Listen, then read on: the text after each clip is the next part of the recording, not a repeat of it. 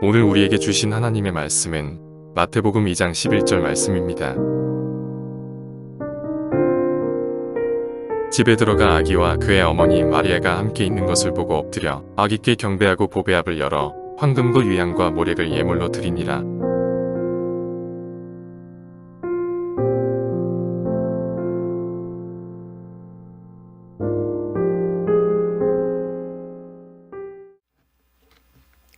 자, 오늘 우리가 읽은 마태복음 2장 11절 말씀, 요 한 말씀을 가지고 우리가 3주간에 걸쳐서 동방의 박사들이 우리 아기 예수님께 드렸던 첫 예배에 드려졌던 예배의 정신을 보았어요.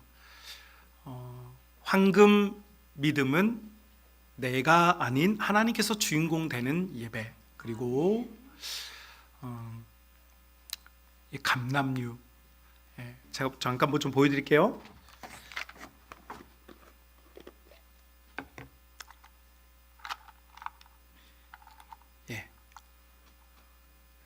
유향입니다. 나무에 향나무의 생채기를 내서 얻어지는, 요거 이따가 가면서 하나씩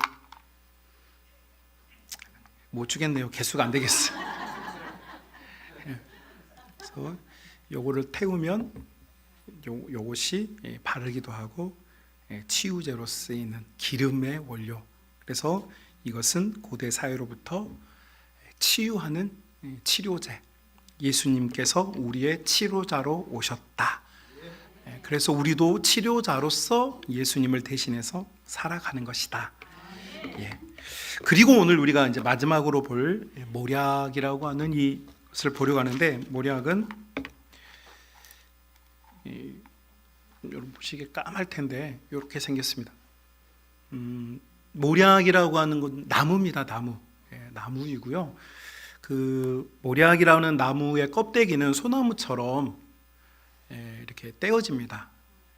그래서 그 나무 껍데기는 과거로부터 치료제, 지혈제, 그리고 덜 아프게 만드는 진통제와 같은 역할을 했습니다. 여러분, 우리도 저 어렸을 때도 이렇게 약이 발달하지 않을 때는 이렇게 뭐 풀을 베다가 베이면 어떻게 하셨어요, 여러분? 아니, 그 성경에 나온 그걸 여러분이 아신단 말이에요? 그 뭐 다치면 쑥을 이렇게 뜯어가지고 막 찢어가지고 바르면 지혈이 되지 않았습니까? 천연 성분이 다 거기에 들어있죠. 하나님께서 피조세계를 만드실 때 우리 하나님께서 우리가 잘 살 수 있게, 혹시 다치거나 아파도 해결할 수 있는 약도 이미 이 피조세계에 주셨어요. 과학이 발달하면서 지금에는 약품이 나오지만 과거에는 우리는 선조들의 지혜 속에서 이런 약품들을, 이 식품들을 개발을 하면서 왔죠. 자, 이것이 이제 모략의 껍데기이고, 이 모략의 나무에서 나오는 수액을 모은 것이 모략의 우리가 현대에 사용하고 있는 향수의 원료입니다. 향수. 그래서 모략은 한마디로 말하면 향품입니다. 향품. 여러분, 우리가 현대에 사용하고 있는 이 향품들, 여러분 여성들이 사용하는 이 향수들, 원래 오리지널이 어디냐? 바로 이 고대 근동 사회에서 발전이 됐습니다. 그럼 왜 발전이 됐을까? 한도막만 설명해 드리면, 여러분, 우리 인류는 하나님께서 먹게도 하셨고 배출하게도 하셨죠. 자, 그러면 여러분은 지금 우리는 용변 후에 뒤처리를 어떻게 합니까? 화장지로 이렇게 하고 있습니다만, 화장지를 사용한 것이 불과 몇 년밖에 되지 않았습니다. 조선시대만 하더라도 아시죠? 저는 막대기를 써본 적은 없습니다. 그 뭐 새끼줄 이런 거 써본 적은 없어요. 고대 이 중동 사회, 특히 여러분 사막화되어 있는 지역에서는 용변을 보면 어떻게 할까요? 그 용변의 뒤처리를 모래로 했습니다. 모래로. 근데 우리가 알고 있는, 여러분, 그런 모래 아니고요. 사막에 있는 모래는 훨씬 더 부드럽습니다. 그러니까 지형이 바뀌죠. 그래서 용변을 그렇게 처리를 했는데, 자, 물이 없는 지역에서 용변을 그렇게 처리하고 또 물이 없으니까 몸에서 냄새가 나겠죠. 아무래도 여러분, 우리 이틀만 샤워 안 해도 몸에서 냄새 나잖아요. 근데 성경에도 보면 예수님께서 가나 혼인잔치 가셨을 때 물동이가 있었던 이유도 물이 희귀했기 때문에 귀한 손님들에게는 손이나 발을 씻어주는 그런 일들이 있었고, 예수님께서 잡히시던 밤에도 제자들의 발을 씻겨주는 것, 이것은 몸을 씻을 수 없기 때문에 했었던 일종의 정결 의식이었습니다. 그래서 이 고대근동의 사람들이 그런 악취로부터 조금 어떤 사람들과의 쾌활한 관계로 해서 사용했던 것이 바로 모략의 거기서 나오는 향수입니다. 향수. 거기서 채취를 해서 몸에 발라서 이런 향기로 그 사람들이 가지고 있는 오염이나 오물을, 그런 것들을 덮어 주었어요. 자, 이것이 모략인데, 신약 성경에는 이 모략이라는 단어가 딱 3번밖에 등장하지 않습니다. 마태복음 1장, 우리가 방금 읽었던 이 본문에서 동방의 박사들이 아기 예수님께 생일 선물로, 첫 예물로 모략을 드렸고, 두 번째는 누가복음 15장에 예수님께서 십자가에 못 박히셨는데 너무 예수님께서 고통스러워하셔요. 육체를 가지신 예수님께서 너무 고통스러워하니까 로마의 병사들이 포도주를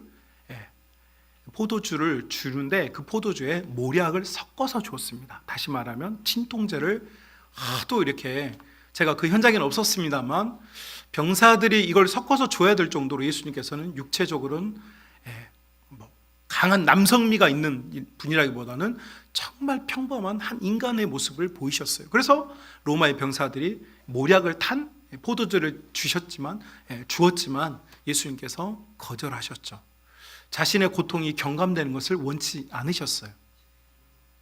온전하게 십자가의 고통을 다 받으셨고, 거기에 있는 사람들과 제자들에게 인간적인 도움을 받지 않겠다, 내가 너희를 구원하기 위해서 져야 하는 이 십자가에서 나는 어떤 고통도 일이라도 감수하는 걸 원치 않겠다, 예수님께서 거절하셨습니다.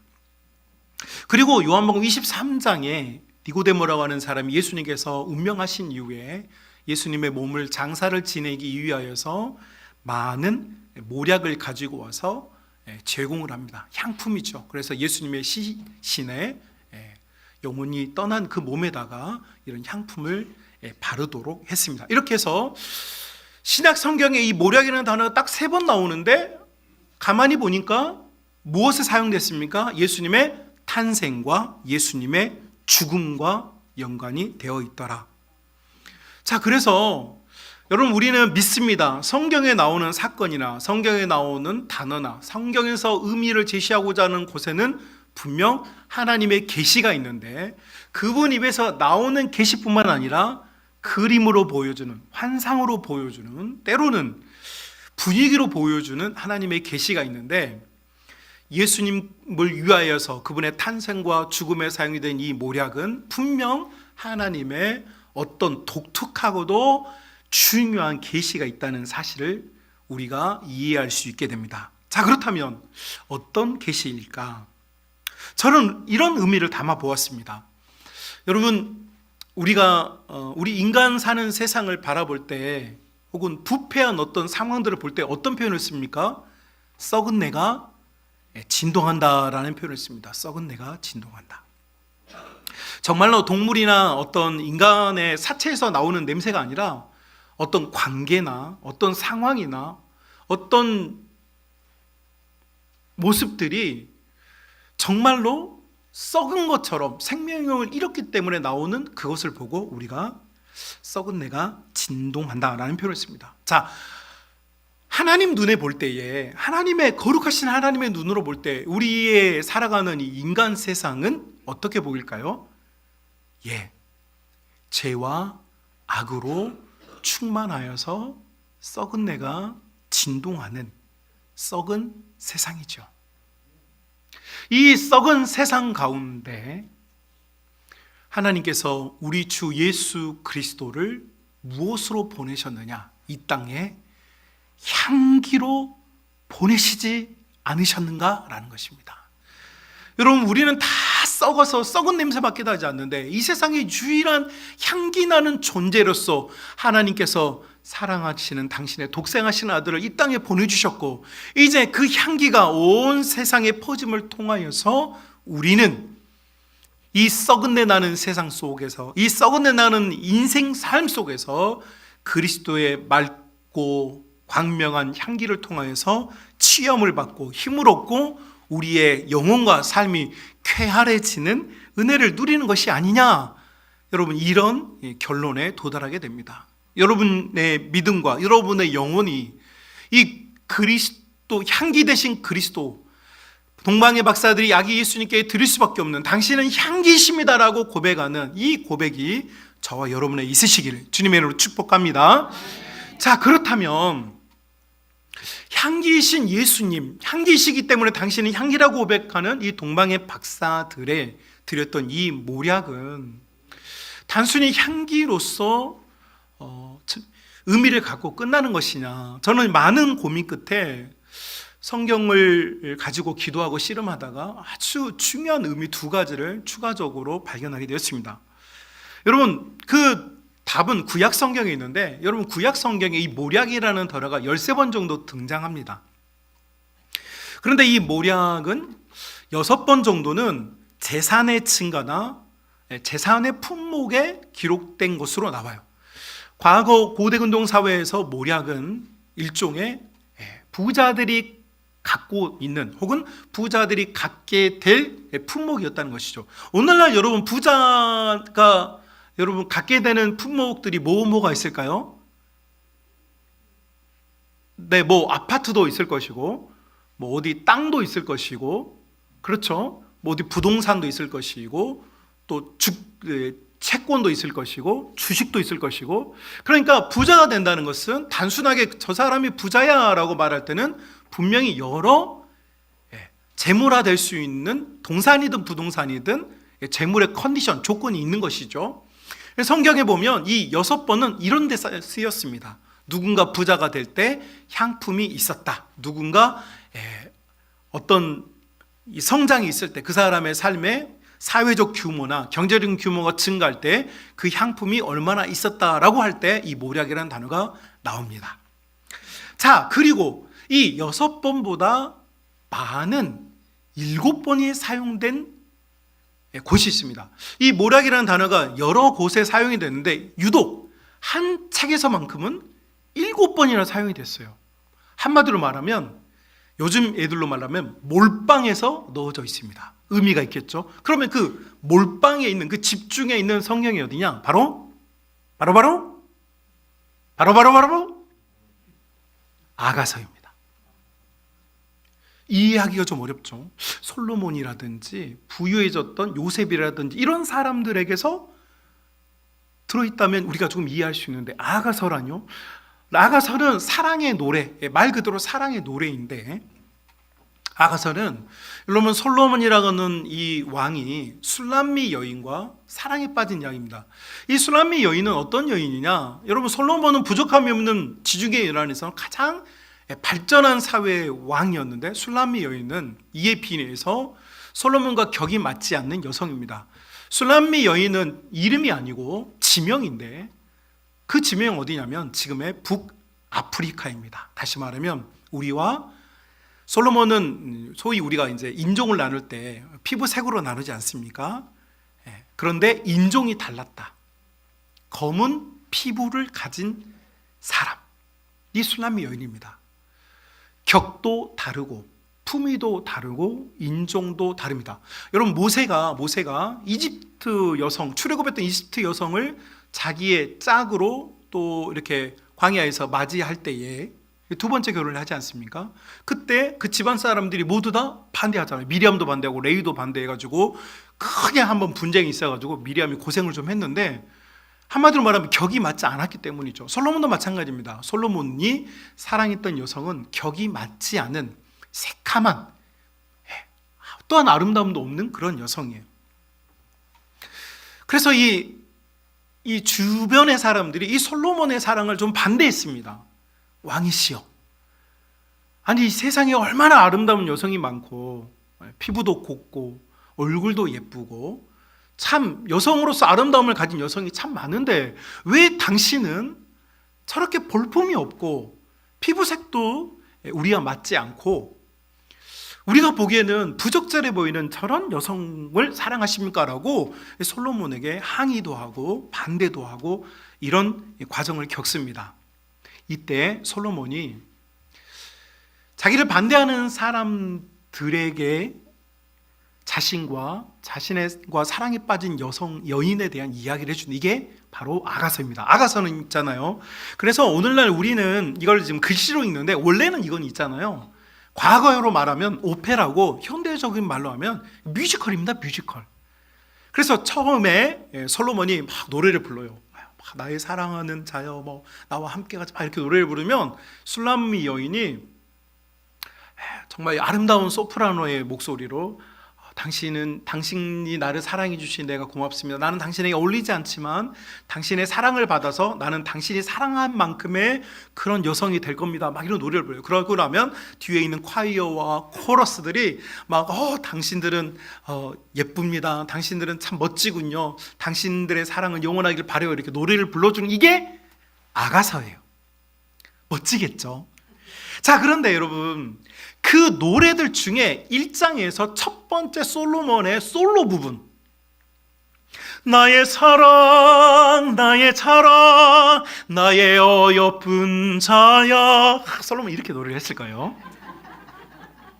이렇게 노래를 하는데 우리가 여러분 1장에 보면 우리 잠깐 성경 한번 우리 찾아볼까요? 아가서 1장 13절 말씀 굉장히 중요한 말씀입니다. 아가서 1장 13절 말씀 우리 찾으셨다면 함께 읽어볼까요? 나의 사랑하는 자는 내 품 가운데 모략 향 주머니요 라는 표현을 씁니다. 자, 여러분 솔로몬이 이 술람미 여인 자기와 격이 맞지 않는 여성을 사랑하는데 얼마만큼 사랑하느냐면 그녀는 나의 모략이다라는 표현을 씁니다. 내 가슴에 안겨있는 모략이다. 우리는 397년에 우리가 가지고 있는 성경 66권 성경을 완성할 때 초대교회의 교부들이 아가서를 성경에 넣을 거냐 넣지 않을 거냐 해가지고 엄청난 논쟁을 했습니다. 이거 뭐 연애 노래인데 뭘 이걸 넣느냐라고 하는 분들이 계셨고 어떤 교부들은 아니다. 이것은 하나님의 사랑, 예수 그리스도의 사랑을 말하고 있기 때문에 이건 반드시 넣어야 된다. 그렇게 해서 여러분 성경 안에 들어온 책입니다. 그래서 우리 프로테스탄트 개혁교회는 여기에 등장하는 솔로몬을 누구로 보자면 예수님으로 보고 여기에 등장하는 정말 보잘것없고 격이 맞지 않는 이 여성을 누구로 보냐면 교회와 성도로 봅니다. 자, 그렇다면 여러분 이 솔로몬이 이 여인에게 너는 나의 향기다 라고 말했다는 말은 예수님께서 교회와 성도들에게 너는 나의 모략이다, 너는 나의 향기다 이렇게 말해주고 있는 것이죠. 하나님께서는 이 악취나는 세상에 우리를 사랑하는 증거로서 예수 그리스도를 향기로 주셨습니다. 그리고 예수님께서는 격이 맞잖아요. 우리는 거룩하신 우리 예수님과 죄인 중에 죄인, 참 철도 없고 악하고 때로는 정말 아무 쓸모가 없는 나 같은, 격에 맞지 않는 나 같은 존재를 사랑해 주셔서 그 품에 끌어안아 주시면서 하시는 말씀, 너는 나의 모략이다라는 거예요. 너는 나의 향기다. 여러분, 그래서 사도 바울은 고린도후서 2장 15절 우리 한번 찾아보겠습니다. 고린도후서 2장 14절부터 보겠습니다. 14절 고린도후서 2장 14절 한번 같이 읽어볼까요? 항상 우리를 그리스도 안에서 이기게 하시고 우리로 말미암아 각처에서 그리스도를 아는 냄새를 나타내시는 하나님께 감사하노라. 우리는 구원받은 자들에게나 망하는 자들에게 나 하나님 앞에서 그리스도의 향기니 이 사람에게는 사망으로부터 사망에 이르는 냄새요 저 사람에게는 생명으로부터 생명에 이르는 냄새라. 누가 이 일을 감당하리요? 아멘. 네. 자, 사도 바울은 예수님의 정체, 예수님이 누구시냐? 아, 이 세상에 향기로 오셨구나. 이 썩어빠진 세상에, 이 세상에 향기로 오신 예수님, 그 예수님께서 향기로 오셔가지고 어떻게 하셨느냐? 또한 우리를 당신의 품에 안으시면서 너도 뭐라고 말하는 거예요? 너도 향기다, 이렇게 말해요. 여러분, 사도 바울이 이거를 꿰뚫어 보았어요. 그래서 이제 본문에서 뭐라고 말하냐니까 우리가 그리스도의 향기가 되었다라고 말하고 있어요.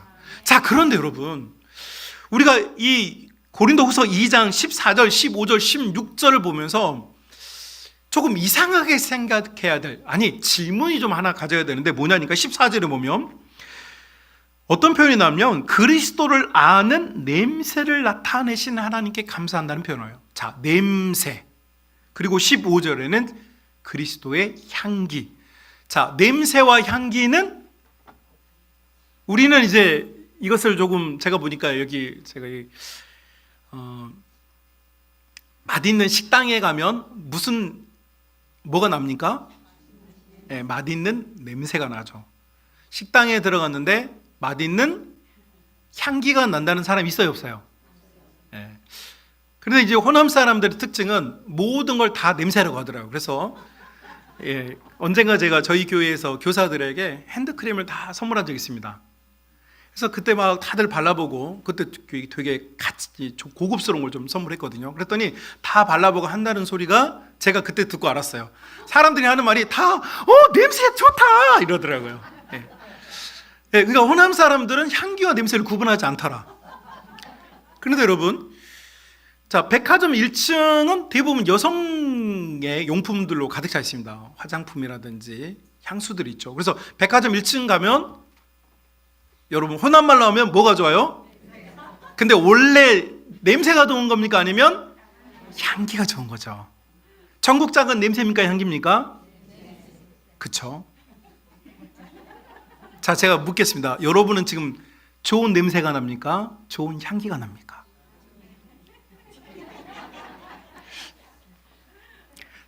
사도 바울이 냄새와 향기를 구분하고 있어요. 제가 이 설교 준비하면서요, 정말 이번에 힘들었습니다.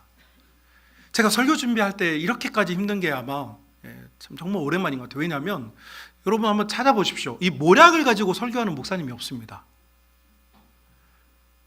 주석서 제가 주석서 한 8개를 또 답이 안 나와서 막 씨름을 해야 돼요. 거기 보면 모략은요 한 줄 써뒀습니다. 한 줄. 고민하고 기도하다가 제가 이 본문을 원문, 제가 뭐 헬라어를 능통하지는 않지만 오죽했으면 헬라어를 풀어놓고 헬라어 성경 펴놓고 헬라어 사전 펴놓고 제가 이 성경을 다시 한번 좀 직역해 보았어요. 왜 바울은 향기와 냄새를 구분했을까? 그러면서 제가 물론 이 성경의 저자가 저는 아니기 때문에 원의인지는 알 수 없어요. 다만 제가 기도하고 묵상하고 우리 성만 가족들을 영적으로 풍성하게 먹이기 위하여서 고민한 끝에 나온 답이 뭐냐니까 냄새와 향기를 사도 바울은 고의적으로 구분했더라. 왜 그랬느냐? 여러분 14절에 그리스도를 아는 냄새를 나타내신 하나님께 감사합니다. 하나님께 감사하는데 뭘 감사하느냐? 그리스도를 아는 냄새라는 표현을 썼어요. 자, 그러니까 여기서 말하는 냄새는 뭐냐면 후각을 이용해서 어떤 존재를 인지하는 걸 말해요. 그렇죠? 냄새를 맡는다. 맞죠? 냄새를 맡는다. 여러분 그거 아십니까? 여러분 코를 꽉 막고 어떤 음식의 맛을 보면 음식의 맛을 정확하게 맞추는 사람이 없어요. 그거 아세요? 후각이, 여러분 감기 걸려서 후각이 마비가 되면 음식 맛이 잘 느껴지던가요? 안 느껴지죠?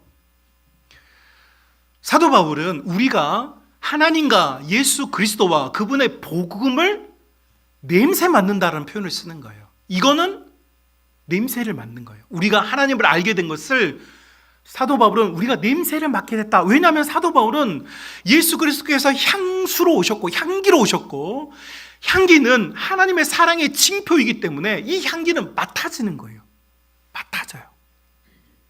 그런데 15절에 나오는 향기는 뭐냐? 여러분, 이 향기는 15절 잘 보십시오. 우리는 구원받은 자들에게나 망하는 자들에게 하나님 앞에서 그리스도의 향기라는 표현을 써요. 여러분, 여기서 말하는 향기는 뭐냐면, 나는 하나님과 하나님의 복음을 후각적으로 받아들여서 하나님과 하나님의 복음에 대한 지식을 맡아서 알게 됐다면, 나는 이제 맡아서 알게 된 복음으로 말미암아 내가 맞는 존재가 아니라 변화가 되어서 향기로운 존재로 바뀌어버린 거예요. 그러니까 나는 이제부터는 뭐가 되냐면, 냄새를 맡는 존재가 아니라 냄새를 드러내는 존재. 그러니까 사도 바울은 우리를 뭐라고 표현하냐면 향기, 이렇게 표현하는 거예요. 여러분, 우리는 예수님과 하나님의 복음을 알 때는 냄새를 맡는 자들이에요. 후각을 이용하는 자들이에요. 그러나 나 외에 나의 가족에게, 내 남편에게, 내 자녀들에게, 사람들에게는 나는 어떤 존재냐?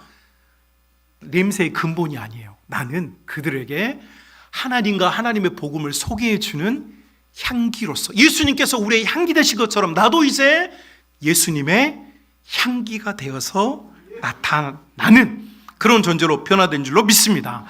그래서 사도 바울은 냄새와 향기를 구분하고 이와 같이 우리에게 말해주고 있는 것 같아요. 자, 여러분, 그래서 히브리서 11장에 보면 믿음이 뭐냐 이렇게 정의를 해놓았어요. 믿음이 뭐냐? 믿음이 뭡니까? 히브리서 11장 1절 말씀, 믿음은 바라는 것들의 실상이요 보지 못하는 것들의 증거다, 이렇게 되어 있습니다. 자, 여러분, 우리 인류가 죄 속에 빠지게 됐어요. 왜 죄 속에 빠지게 됐습니까? 하와가 보암직한 그걸 보았기 때문이죠. 한마디로 말하면 눈으로 목격하고 인간은 죄를 지었어요. 우리의 눈이 타락해 버렸어요. 우리의 눈이 변질돼 버렸어요. 더 이상 우리가 보는 것은요, 우리가 보는 것은 믿음의 눈으로 보는 것이 아니라 이제는 육정에 있는 안목의 정욕의 그 눈으로 세상을 봐요. 그래서 하나님께서는 우리의 눈으로 보는 이 눈으로는 도무지요 믿음은 보이지 않습니다. 그래서 믿음의 선배들이 믿는다고 하는 것은 이제 더 이상 눈으로 보는 게 아니다. 눈으로 보는 게 아니라 보이지 않는 것을 갖게 되는 것. 뭡니까? 여러분, 보이지 않는데 어떻게 알게 돼요? 맞습니다. 예, 향기를 통해서 아는 거예요. 여러분이 아무것도 보이지 않는 캄캄한 공간에 들어갔어요. 그런데 그곳에 여러분 아주 향긋한 꽃향기가 난다면 거기에 뭐가 있는 겁니까? 꽃이 있는 거죠. 여러분이 아무것도 없는 그 공간에 여러분 들어갔는데 홍어 냄새가 나요. 그럼 뭐가 있는 겁니까? 네. 오늘 점심에 나오나요? 우리의 눈은 타락해버렸어요.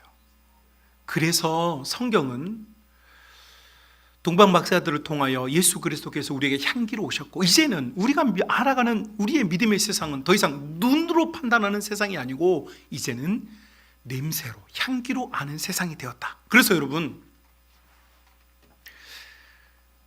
잘 생각해 보십시오.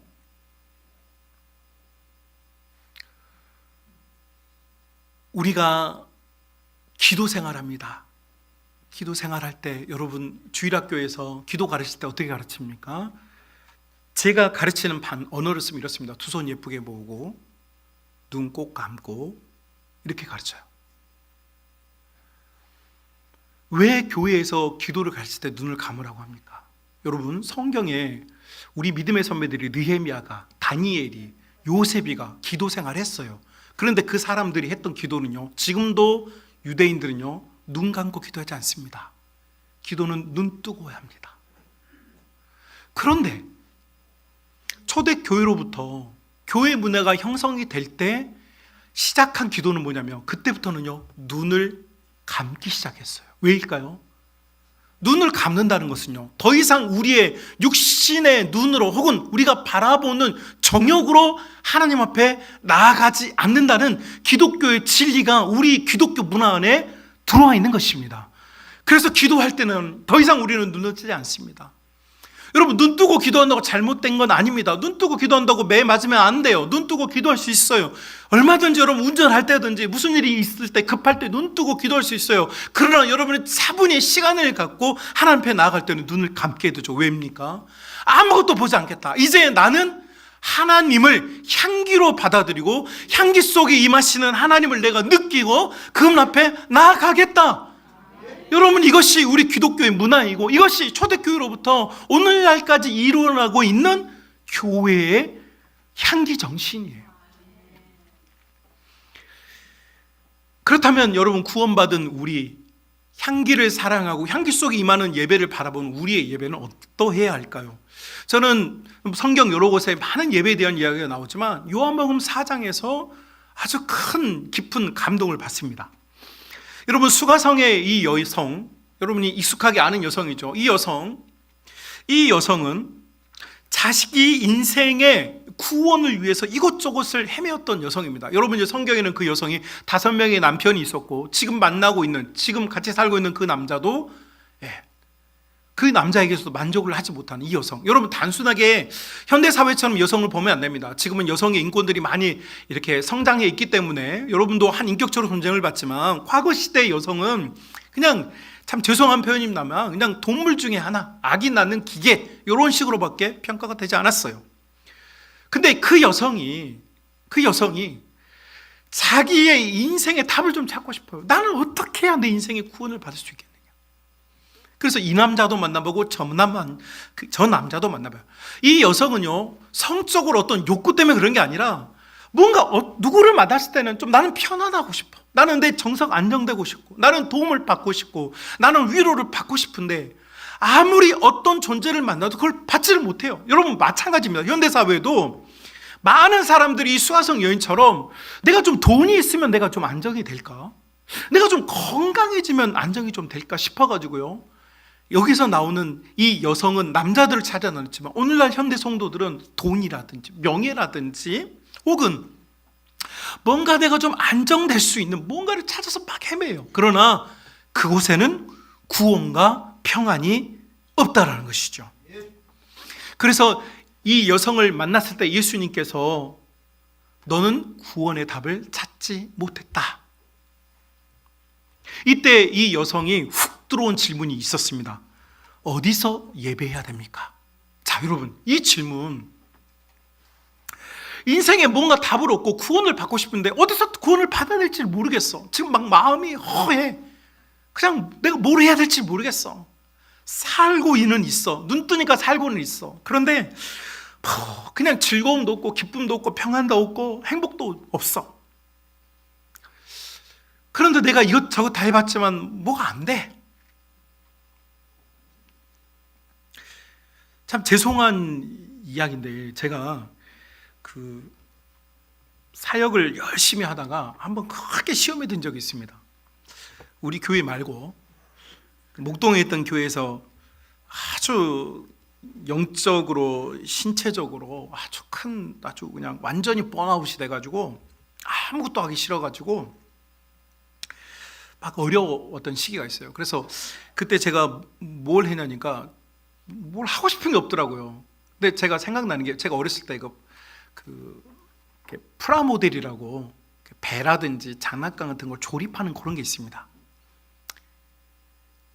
저처럼 부유한 사람들만 하는 거지.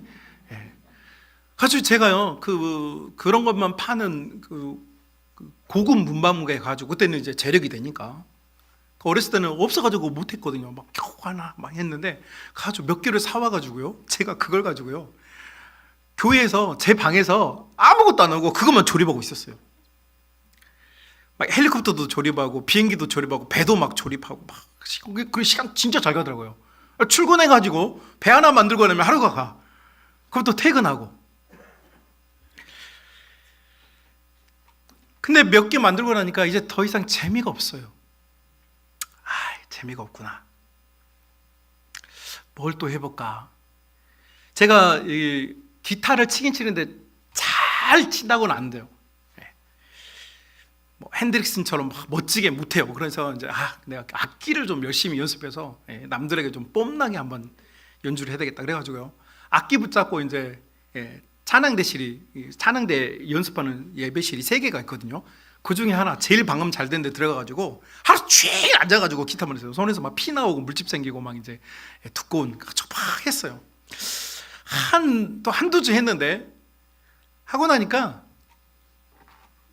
재미가 없어요. 재미가 없구나. 아니 이번엔 또 뭘 해볼까? 이 봤더니 봄이어가지고 사방대 봄이 꽃이 펴가지고 제가 그때부터 저 나갔다 올게요. 제가 나갔다 올게요. 나갔다 온다고 그러니까 뭐 이제 뭐 그러냐고 나가가지고요 혼자 막 그 벚꽃 피어 있는 데로요 하루 종일 돌아다녔어요. 하루 종일. 그렇게 며칠을 했는데 재미가 또 한 개도 없더라고요. 제 인생에서 가장 타락한 순간이었습니다. 그런데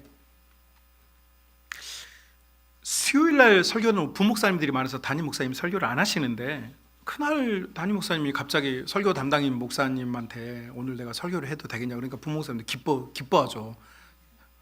여러분 대형 교회에서는요 설교하는 게 엄청 부담되거든요. 그리고 담임 목사님은 항상 비교되니까 잘 안 하고 싶어요.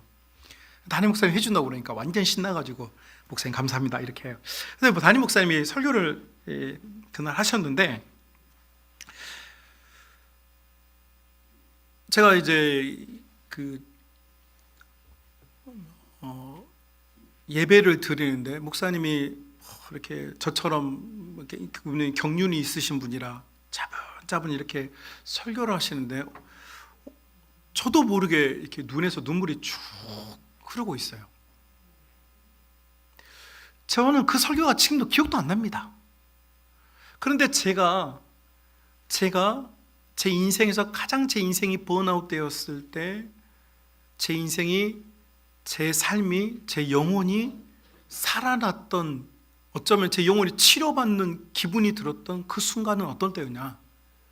내가 하고 싶었던 것, 내가 해보고 싶었던 것, 내가 먹고 싶은 거 먹었을 때가 아니고 예배 드릴 때였어요. 여러분 성도는 있잖아요. 성도는 결국 우리의 내면에 진정한 치유는요 예배밖에 없어요. 그래서 이 사마리아 여인이 묻잖아요. 어디서 예배해야 됩니까? 물어요. 이 말은 다시 바꿔 말하면 내가 어떻게 해야 구원을 받을 수 있겠습니까? 훅 치고 들어온 거예요. 이 여인이. 나 진짜 인생이 허망합니다. 나 인생에 답이 없습니다. 나는 이놈 저놈 다 만나봤지만 내 마음속에 답이 없습니다. 근데 나는 어떻게 해야 구원 받을까요? 라고 물을 때 말로는 어떤 사람은 예루살렘에서 어떤 사람은 사마리아에서 예배를 하고 그러는데 우리는 어디서 예배해야 됩니까? 이렇게 물었어요. 그러나 그 말의 진위는 뭐냐면 나는 도대체 어떻게 해야 구원을 받겠습니까? 이 허망함에서 이 낙심에서 어떻게 해야 진리를 받겠습니까? 라고 물을 때 예수님께서 뭐라고 말씀하십니까? 사마리아도 아니고 예루살렘도 아니고 베델도 아니고 가데스 바네아도 아니고 예배하는 장소가 문제가 아니고 네가 지금 얼마나 뭘 가졌느냐가 문제가 아니고 네가 뭘 하고 있느냐가 문제가 아니고 예배 속에 너희가 너의 영혼이 구원받을 수 있는 유일한 길 하나가 있는데 그것은 뭐냐? 예배하는 사람은 신령과 진정으로 예배를 드릴지니라. 그런데 여러분 신령은 우리 한국어로는 신령 이렇게 되어 있지만 원어는 Holy Spirit입니다. Holy Spirit 성령과 진정으로 뭔가 힘을 써서 진정으로 드리라 그런 이야기가 아닙니다. 여기서 말하는 진정은 진리입니다. True. 여러분 이 세상의 진리는 오직 예수 그리스도 한 분뿐입니다. 그러니까 예수님께서는요 정말 사람이 구원받는 길을 딱 소개해요. 어디서 예배하느냐, 뭘 더 가졌느냐, 더 건강해지냐가 여러분 진짜 우리를 구원하는 게 아닙니다. 진짜 구원, 진정한 구원은 예수님을 믿는 그 믿음 안에 있을 때 성령 하나님께서 내게 그분의 치유의 기름을 부어주시고 내가 참 예배대로 있을 때 여러분 거기에 구원이 있는 것입니다. 그래서 우리가 하나님께 드려야 될 여러분 향기로운 예배라고 하는 것은 우리가 그분의 향기가 된다고 하는 것은 근본으로 돌아가는 것입니다. 오늘날 여러분 가만히 보면 전 세계적으로도 그렇고 한국도 그렇고 예배를 많이 디자인합니다. 그렇죠? 디자인을 해요. 예쁘게 보이고 참 멋진 찬양팀, 찬양대, 멋진 설교자분들, 참 멋진 환경들 다 뭡니까? 다 비주얼이죠. 보이는 것입니다. 막 교회들마다 예배를 디자인하기 위해서 뭐 이것도 넣고 저것도 넣고 이런 순서도 넣고 저런 순서도 넣으면서 어떻게 합니까? 예배를 소위 디자인을 해요. 저는 참 이것도 은혜로운 일이라고 생각합니다. 그런데 우리가 이 예배를 디자인할 때에 예배의 근본을 놓쳐서는 안 된다라는 것이죠. 우리가 너무 이 보이는 비주얼, 눈에 보이는 이것에 너무 비주얼의 마음을 뺏겨버리면 여러분, 우리는 이미 실패한 영역입니다. 하와 때문에 우리는 눈에 보이는 모든 것은 이미 한번 실패한 경험이 있어요. 우리는 더 이상 눈에 보이는 것으로 예배하는 자들이 아니요, 보이지 않는 믿음으로 예수 그리스도를 믿는 여러분, 믿음으로, 다시 말하면 후각적인 예배를 드리는 것이야말로 진정한 향기의 예배라는 사실을 우리가 기억해야 될 줄로 믿습니다. 그러니까 우리의 예배는요, 지금요, 우리가 드려야 할 예배는요, 여러분, 비주얼의 예배가 아니라 후각의 예배예요. 후각의 예배. 내가 예수님을 믿는 그 믿음이 내 속에서 향기로 발현이 돼야 돼요. 내 속에 예수님을 믿는 그 뜨거운 사랑, 그 뜨거운 믿음, 그 뜨거운 감격, 그 뜨거운 감사가 내 속에 있을 때 하나님께서는 우리의 예배를 받아주시고, 여러분, 이것이 진정한 예배가 되는 것인 줄로 믿습니다.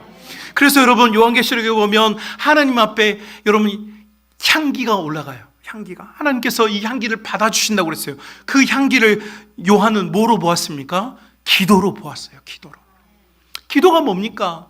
단순하게 여러분, 우리가 하나님께 어떤 걸 구한다든지 하나님의 의도를 묻는다든지, 예, 그럴 수 있습니다. 그런데 그것은 기도의 한 영역일 뿐이고, 기도의 총체적인 의미는 뭐냐면 나는 하나님을 믿습니다는 신앙 고백이에요. 여러분, 신앙 고백, 나는 당신의 것이고 당신은 나의 구주시라고 하는 예수님이 나의 진리가 되신다고 하는 이거, 여러분, 이것이 하나님 앞에 받아지는 것이고 하나님께서 이 향기를 흠양하여 주신 줄로 믿습니다.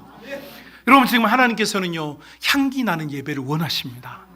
비주얼로 번쩍번쩍거리는 뭔가 이렇게 잘 갖추어졌지만 그곳에 향기가 없다면, 여러분, 그것은 사람들이 모여서 선악과를 보면서 보암직도 하고 먹음직도 하고 지름할 만큼 아름다워 보일 수는 있을지 몰라도요, 거기는 실패입니다.